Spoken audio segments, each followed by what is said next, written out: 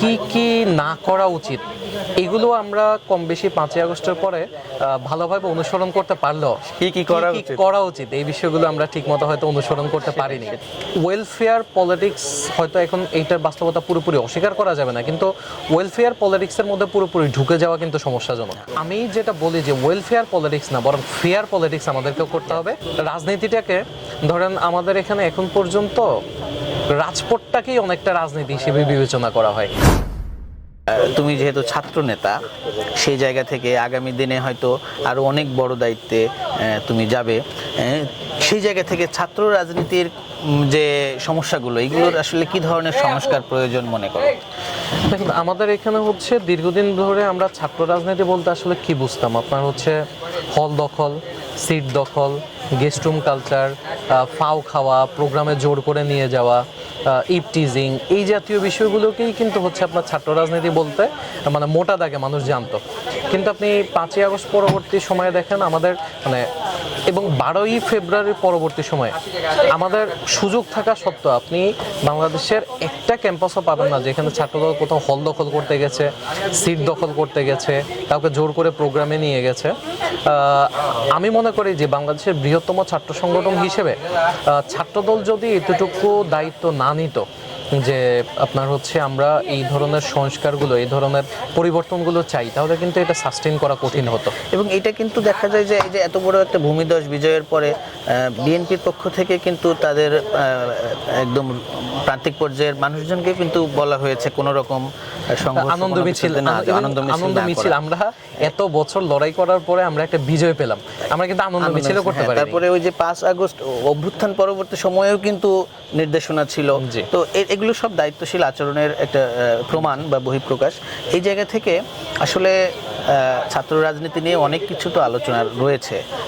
এই যে দায়িত্বশীল আচরণ, এর মধ্যেও কি মনে হয় না যে আসলে ছাত্র রাজনীতি কেমন হওয়া উচিত, বা এই যে রিক্রুটমেন্ট থেকে শুরু করে ছাত্র রাজনীতিতে আসার পরে একটা ছেলে যে তার প্ল্যাটফর্ম, যে আমি ডিবেট করতে চাই, আমি নাটক করতে চাই, আমি গান করতে চাই, আমি খেলতে চাই, এই যে নানান ধরনের তাকে ফ্লারিশ করার তার সুযোগটা, সেই বিষয়গুলো যদি থাকতো এবং যার যেটা কোয়ালিটি তাকে পিক করে নেওয়া হতো, এভাবে কোনো ভাইয়ের কাছে যে ধর্ণা দেবে একটা পদের জন্য না, যে তাকে যদি মূল্যায়ন করার সুযোগ থাকতো, এই বিষয়গুলো কি আগামী ছাত্র রাজনীতিতে আসা দরকার কিনা তুমি কি মনে করো? অবশ্যই। আমি এখানে একটা বিষয় আমি আত্মসমালোচনা হিসেবে বলতে চাই, সেটা হচ্ছে যে কি কি না করা উচিত এগুলো আমরা কম বেশি 5ই আগস্টের পরে ভালোভাবে অনুসরণ করতে পারলেও কি কি করা উচিত এই বিষয়গুলো আমরা ঠিকমতো হয়তো অনুসরণ করতে পারিনি।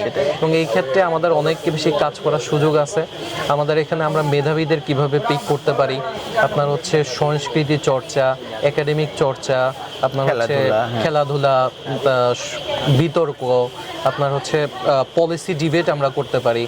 আমি যে কথাটি বারবারই বলি সেটা হচ্ছে যে আমরা ওয়েলফেয়ার পলিটিক্স হয়তো এখন এইটার বাস্তবতা পুরোপুরি অস্বীকার করা যাবে না, কিন্তু ওয়েলফেয়ার পলিটিক্সের মধ্যে পুরোপুরি ঢুকে যাওয়া কিন্তু সমস্যাজনক। ছাত্র সংগঠনের কিন্তু কাজ না যে হলে ঠান্ডা পানির ফিল্টার দেয়া, আপনার হচ্ছে একটা ছাত্র সংগঠনের কাজ না যে ডাক্তারকে হলে নিয়ে যাওয়া, এগুলো কিন্তু প্রশাসনের কাজ। এবং ছাত্র সংগঠনের কাজ হচ্ছে বিশ্ববিদ্যালয় প্রশাসনকে এগুলো এই সার্ভিসগুলো দিতে বাধ্য করা। কিন্তু আমি যেটা বলি যে ওয়েলফেয়ার পলিটিক্স না, বরং ফেয়ার পলিটিক্স আমাদেরকেও করতে হবে এবং পলিসি ডিবেট আমাদেরকে করতে হবে। আমরা মানে কোন ছাত্র সংগঠন সবচাইতে ভালো পলিসিটা উত্থাপন করতে পারে সেটা নিয়ে আমরা প্রতিযোগিতা করব, আমরা মানের প্রতিযোগিতা করব, এবং আমরা কে একাডেমিকভাবে কতটা দক্ষতার পরিচয় দিতে পারি সেটা আমরা তুলে ধরব।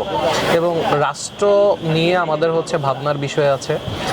আমরা ঐতিহাসিকভাবে এদেশের ছাত্র সমাজ হচ্ছে রাজনীতি সচেতন, দেশ সচেতন। তো সেক্ষেত্রে আমরা হচ্ছে আগামী দিনেও যেটা বললাম যে আমাদের কি কি না করা উচিত সেই ক্ষেত্রে আমরা অনেকটাই সফল, কিন্তু কি কি করা উচিত এই ক্ষেত্রে আমরা এখনো অনেকটাই পিছিয়ে। ধরো তুমি এই দায়িত্ব পেলে, বাংলাদেশ জাতীয়তাবাদী ছাত্র দলের একেবারে শীর্ষ পর্যায়ে তোমাকে দায়িত্ব দেওয়া হলো, তুমি আগামীকাল এই প্রথম কি কাজ করবে? আমি যেটা ইনশাল্লাহ হয়তো করার চেষ্টা করব সেটা হচ্ছে যে রাজনীতিটাকে ধরেন আমাদের এখানে এখন পর্যন্ত রাজপথটাকেই অনেকটা রাজনীতি হিসেবে বিবেচনা করা হয়, কিন্তু আপনি রাজপথ অবশ্যই মূলধারার রাজনীতি, কিন্তু এটার সাথে সাথে আপনার হচ্ছে রাজনীতির কিন্তু এখন আরো অনেক ধরনের ধারা আছে। সেই জায়গাগুলোতে আপনার হচ্ছে ছাত্রদলকে কিভাবে আরও বেশি সক্রিয় করে তোলা যায়, আমাদের মেধাবী ছেলেপেলেগুলোকে কিভাবে স্পেস করে দেওয়া যায়, নীতি নির্ধারণে তাদেরকে কিভাবে নিয়ে আসা যায়, এবং শুধু আপনার একটা ইউনিট কেন্দ্রিক রাজনীতি থেকে বেরিয়ে আমরা কিভাবে সারা বাংলাদেশের রাজনীতিটাকে যথাযথভাবে ছড়িয়ে দিতে পারি, মেধার কিভাবে আমরা মূল্যায়ন করতে পারি।